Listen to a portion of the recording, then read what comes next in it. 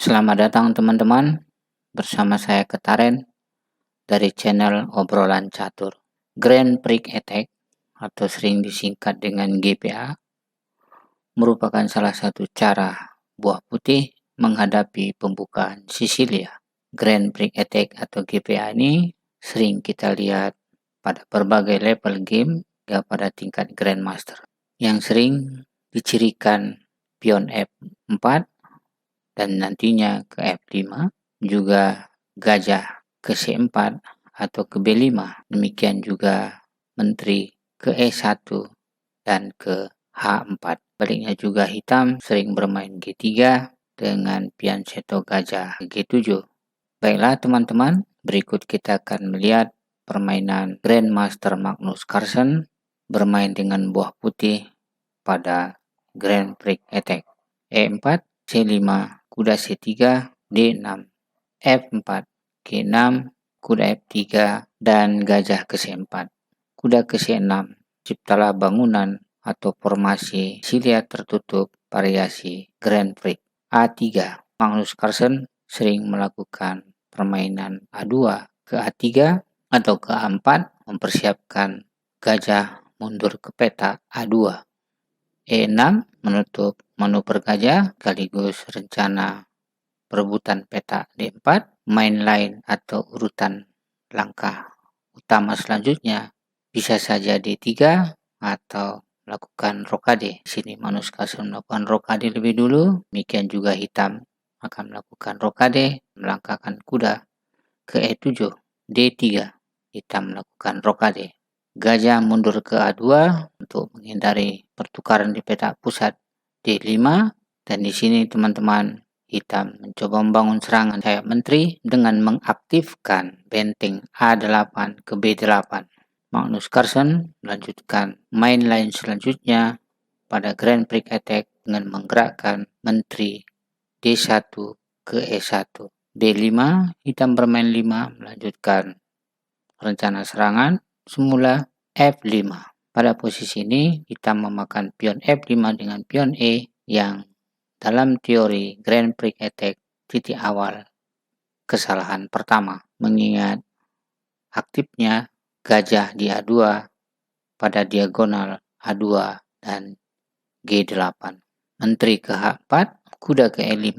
Carlsen bermain gajah ke G5 mengancam kuda di E7. Benteng ke B7 menambah tekanan kuda ke D5. Kembali hitam memberi dukungan, coba membuka lajur E dengan melakukan pertukaran pion. E4 memakan F5, gajah memakan pion F5, dan benteng A1 ke E1 menambah daya serangan dan sekaligus mengaktifkan semua perwiranya. H6 dan Magnus Carlsen selesaikan gap ini dengan cepat, melakukan skak kuda ke F6 dan raja F8, gajah makan pion H6, dan tentu saja tidak dapat gajah makan gajah mengingat akan skakmat saat menteri memukul gajah di H6. Game berlanjut, kuda ke G8, skakmat kuda H7. Mungkin kita bisa melihat pada posisi ini pada saat skak bagaimana bila gajah makan kuda, gajah makan gajah, dan tentunya pion H6 tidak terkawal, kuda memberikan pengawalan.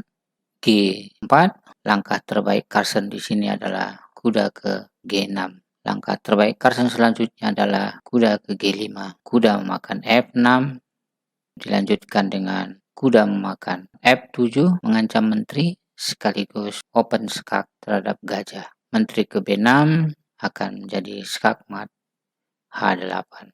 Jadi dalam hal ini teman-teman, langkah terbaik hitam adalah menutup diagonal H2, mendorong pion D6 ke D5. Kembali di sini teman-teman, Magnus Carlsen bermain benteng ke D4. Kembali di sini teman-teman, langkah penentu Magnus Carlsen adalah benteng ke A4. Langkah penentu di sini teman-teman, Magnus Carlsen bermain benteng ke E4. Dan misalnya kita coba melihat game berlanjut, menteri memakan pion H6, dan apabila gajah memakan benteng, mengingat benteng akan melakukan manuver ke H4, selanjutnya akan skak mat di H8.